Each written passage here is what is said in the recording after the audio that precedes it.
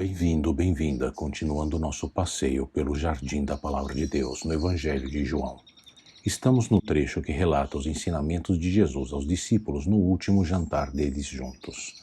2 episódios atrás, no início do capítulo 13, vimos o símbolo da lavagem, Jesus lavando os pés dos discípulos, só os pés. Jesus explicou que o corpo inteiro passa a ser limpo por completo uma vez só, quando Jesus nos chama e nos arrependemos e nos lavamos nele de todos os nossos pecados, os pecados pelos quais vivíamos. Jesus estava dizendo que os discípulos que ele chamou estavam limpos, com exceção de um, aquele que o trairia. A lavagem de pés simbolizava a necessidade de voltar sempre a Jesus, pedindo-lhe perdão e colocando na sua bacia a sujeira dos pecados do dia a dia, enquanto caminhando neste corpo que ainda vive na presença do pecado neste mundo, mesmo que não vivam mais escravos do pecado por terem se liberado de suas sujeiras no sangue da cruz.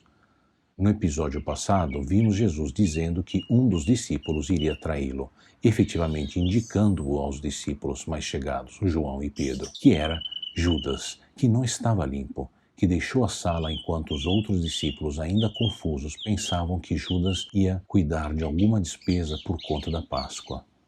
O verso 30 concluiu o episódio passado dizendo que era noite. Noite porque Judas havia rejeitado Jesus e o diabo tinha entrado nele. E noite porque Jesus estava indo para a sua morte de cruz, sendo ele, Jesus, a luz do mundo, como vimos em João 3, 19 a 21, no episódio 14, mas também em João 8, 12, 9, 15, 12, 46 e assim por diante. Entra a noite porque Jesus não estaria mais em carne e osso com eles, deixando-nos o ensinamento que ou estamos nas trevas como Judas, ou estamos na luz como os discípulos. No nosso caso, na luz de Cristo, com a pessoa de Deus, do Espírito Santo, que Jesus nos deixou, como veremos mais adiante nos capítulos 14 a 16. Os 5 versículos que agora veremos nos mostram como é viver como pessoas que confiam na morte de Jesus. Depois que Judas saiu, Jesus disse: agora o Filho do Homem é glorificado, e Deus é glorificado com ele. Se Deus é glorificado nele, Deus também glorificará o Filho nele mesmo, e o glorificará em breve. Jesus disse: o Filho do Homem é glorificado, e com isso ele quer dizer que o tempo dele chegou. Ele está prestes a ir para a cruz, morrer pelos nossos pecados. E aqui vemos que o que vai acontecer na cruz glorificará ambos Deus Filho e Deus Pai. Enquanto que aos olhos humanos é humilhante a cena da morte de cruz, aqui vemos, ao invés disto, que é um momento chave da revelação da glória de Deus, revelada quando Jesus é pregado na cruz.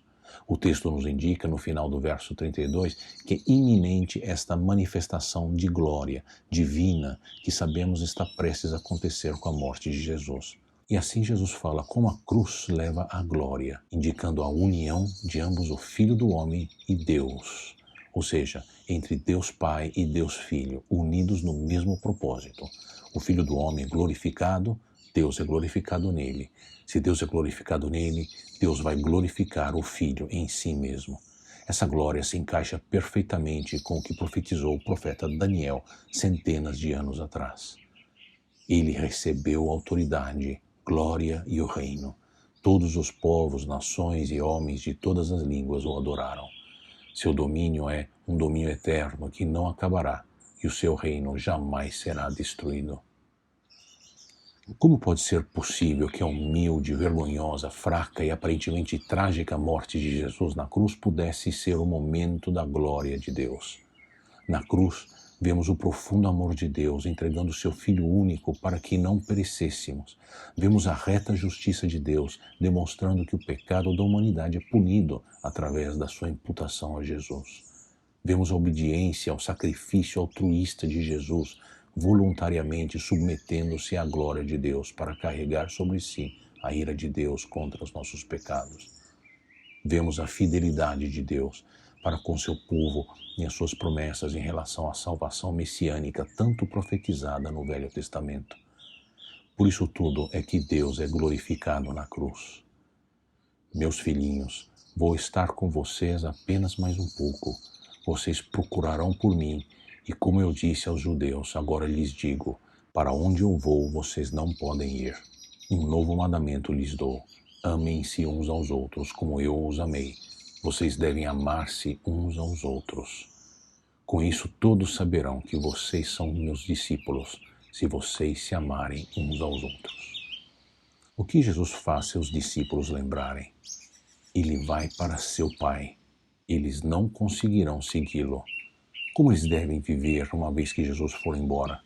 O mandamento no versículo 34 é como aquele dado no Antigo Testamento, no livro de Levíticos 19, verso 18. Ame o seu próximo como a si mesmo.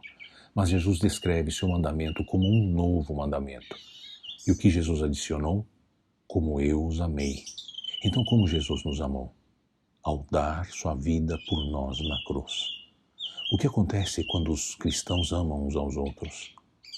Através do amor entre os filhos de Deus, ou seja, entre a irmandade na Igreja de Cristo, o mundo deveria ser capaz de notar o amor de Jesus em ação.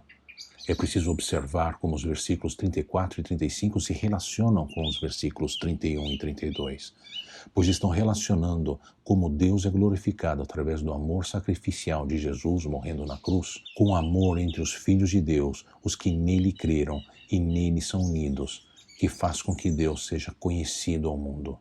Uma vez que Jesus for para o Pai, as pessoas irão ver a glória de Deus nos próprios cristãos, amando uns aos outros altruisticamente, assim como Jesus fez na cruz. Para estar entre aqueles que se arrependem e se limpam do próprio estado de sujeira para viver em Jesus, saiba que Jesus te amou, morrendo na cruz por ti. Saiba que Jesus te amou tempos atrás, antes que mesmo pudeste conhecê-lo verdadeiramente. Saiba que quem tomou a iniciativa e deu o primeiro passo, predispondo tudo, foi Jesus.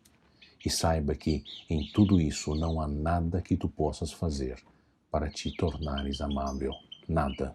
Só Jesus faz tudo. Portanto, o amor de Jesus para nós na cruz é o que enseja o nosso amor uns pelos outros. Quanto mais eu confio no seu amor por mim, mais serei capaz de amar os outros. Como isso é diferente dos conselhos normalmente dados pelo mundo afora, como ache a tua força e a tua paz em você mesmo, acredite em você mesmo olhando para o bem que você já fez e vitórias que você já conquistou na vida, reacenda a chama da vida em você mesmo, faça o bem e veja o bem nos outros. Em vez disto, o que Jesus nos está dizendo? Olhe para mim. É Jesus quem nos transforma, que nos dá fé nele.